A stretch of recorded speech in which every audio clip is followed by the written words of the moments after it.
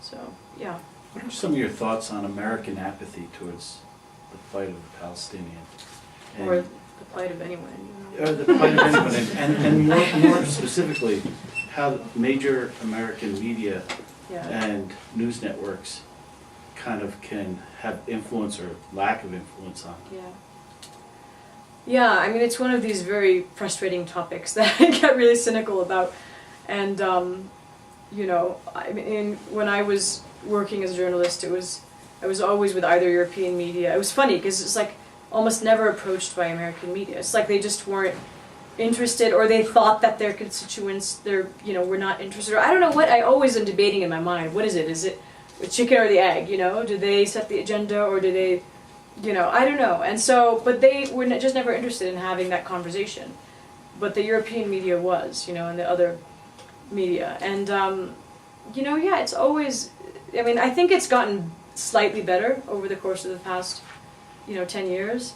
And there is, I think, more attention now to it, but it's not nearly enough. And it's always, I remember I had this conversation with Joe Sacco, who I think the interview is in here, for those not familiar with him. He's a Maltese-American political, he's a journalist and a cartoonist. He has these graphic novels, and he wrote this, I believe it was a Booker Prize-winning volume called Palestine, and it's like in graphic novel format, mainly based on his first visit there during the first Intifada, but it's incredible. I highly recommend it. And he writes it from his perspective as initially somewhat a stranger going in and not knowing what's going on and learning about the conflict. And then he recently had a new edition called Footnotes in Gaza, where he spends a lot of time in Rafah in southern Gaza and writes about this massacre that took place in the mid-1950s that I was very familiar with because my mother always recounted it to me. She was a child at the time. So when I read about it, I was like, wow, someone's actually writing about this. And we had this long conversation, and we discussed this very question. And he said, I think I was 18 when it hit me that, watching all this news, every time the subject of Palestine or Israel came up, he was telling me, I just felt like I always came out of that really more confused than I was before. And it was at that point that he realized that the American media, doesn't do a service to the people. It actually it obfuscates matters. It confuses them more. It doesn't. And he thought the purpose of media, as I think, should be to educate people. And I think Amira has said, asked about the question. There's no such thing as objective media. There's fair media. And he too was saying to me, if there's something that's clearly wrong, and there's one side that's clearly wrong, it's our obligation to write about that, not to sit there and try to depict some kind of, objective, detached analysis. And I think that's really, in a nutshell, sums up what American media is like. They feel like they have this obligation to be quote-unquote objective, like they feel that's what media should be, but it doesn't really help inform people. I think that's a larger part of the problem. People are just confused, don't know. They come out of this one-minute news segment not knowing what this is about. I mean, it's appalling when you see the fact, when something like, I think Cass-led really shook things up. I mean, it really awakened a lot of people's consciousness, even in the media here. And I think the fact that the Israelis had a blackout on the media really, irritated a lot of journalists here. Because I remember I was on CNN, but then CNN International after that, which doesn't come over here.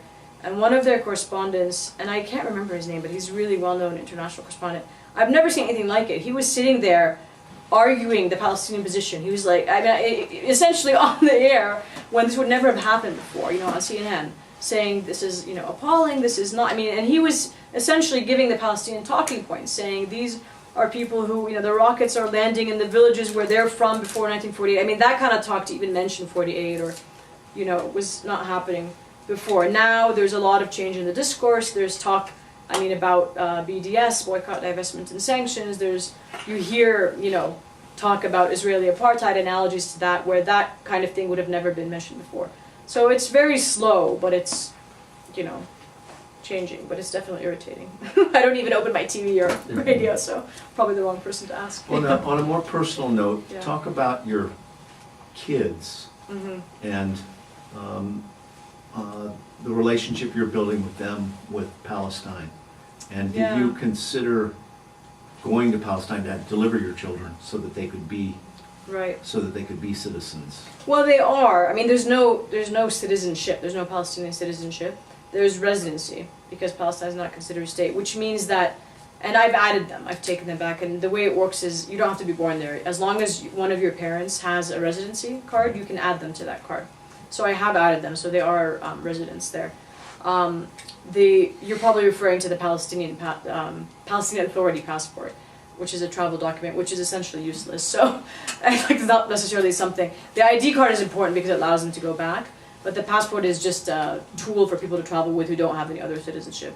So what is important is the ID, so I have added them to that. The problem is that we wouldn't, at the moment, be able to live there as a family because my husband can't go back, because he lacks the ID. So we go back on a regular basis, and I take them with me, but he just can't come with us because it is important. And it's hard to freedom rights. It was all about, in the 90s, about how can we give, economic incentives to Palestinians.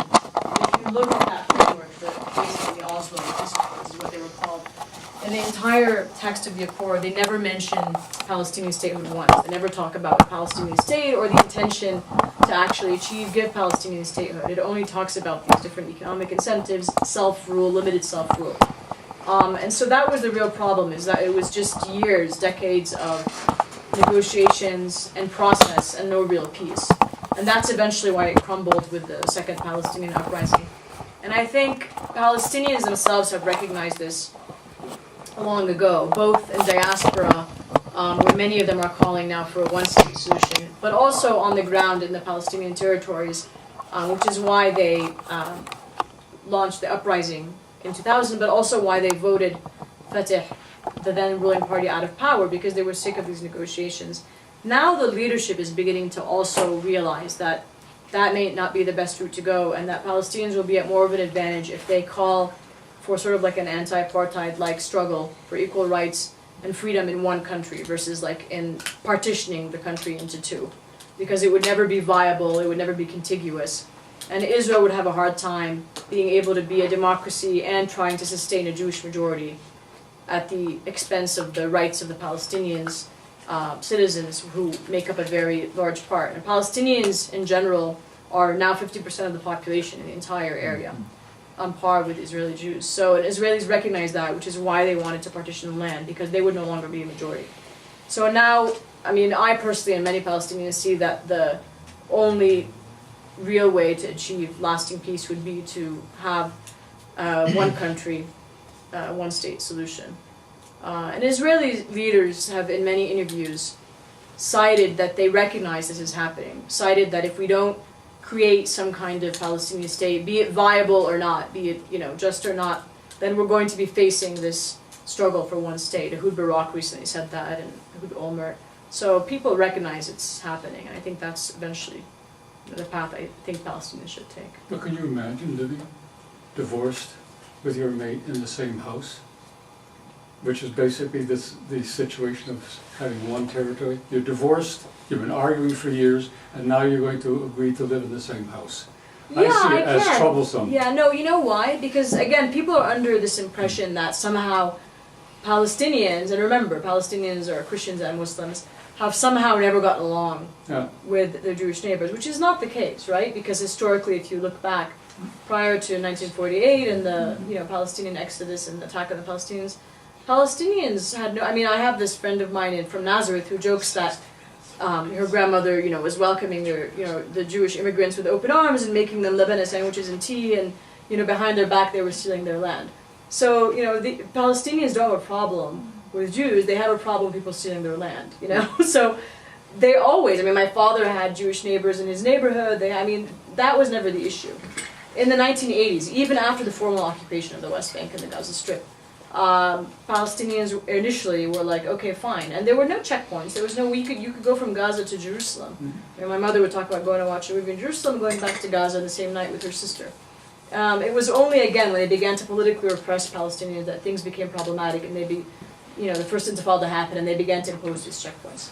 So yeah, it has happened. There's a precedent for it happening. We live together as long as people have their freedoms and rights, and it doesn't mean like you have to all be together on the. I mean, even the United States, does every ethnic group, necessarily live in the same house and eat dinner together and get along? I mean, there's obviously a history of, racial tension in this country. It's a large country which has accommodated that. It's a big house.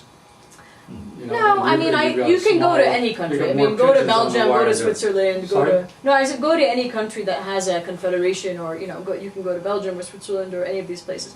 I mean, basically there's precedent for it. The idea is people, because this conventional wisdom, this framework has been shoved down our throats for so long, we're made to believe that this is the only solution. Where it hasn't worked for, you know, 60 years. I mean, they've been trying to partition the area more, actually, right? Since Sykes-Picot, they've been trying to partition the area, and it hasn't worked. So why not, you know, try something else? Why assume that having one country? And in fact, many an Israeli scholar and leader, Hannah Arendt and others themselves suggested that this was the best way to have one country. Ben-Gurion, I mean, if you go back to prior to 1948... I feel it's stalling for more time. What's that? I think it's stalling for more time. I think the other two-state solution was never intended to succeed. Oh, right, of course. I don't think this one will ever be intended to succeed either. I think it's just more talk. And anytime anybody moves towards making it happen, either from the Israeli side or the other side, they're assassinated. So there's a lot of things that make it very different from Belgium. Phosphorus bombs, strip searching. That did not happen in Belgium. So you've got a lot of wounds. Right, but if you asked, I think it was how are you going de Klerk, to heal if you asked him like, the Sorry? night, if you asked de Klerk or any of the South African leaders the day before apartheid fell, would it have happened? I mean, there's accounts of interviews with them. They would have said, heck no, it would not in their wildest imaginations. So there's, I mean, would people? Yeah, I there mean, isn't any Nelson Mandela here either. What's that? There isn't any Nelson Mandela. But he was here in either. prison. I mean, the point is, Right. there is though. I mean, if you go to the West Bank, you know, there's a great article called "Where is the Palestinian Mandela?" that addresses this question. Yeah. Every week, there's multiple Palestinian Mandelas out there every week in northern Gaza and the borders of the West Bank, you know, protesting non-violently, you know, against the encroachment on their land. But of course, that's not covered, you know.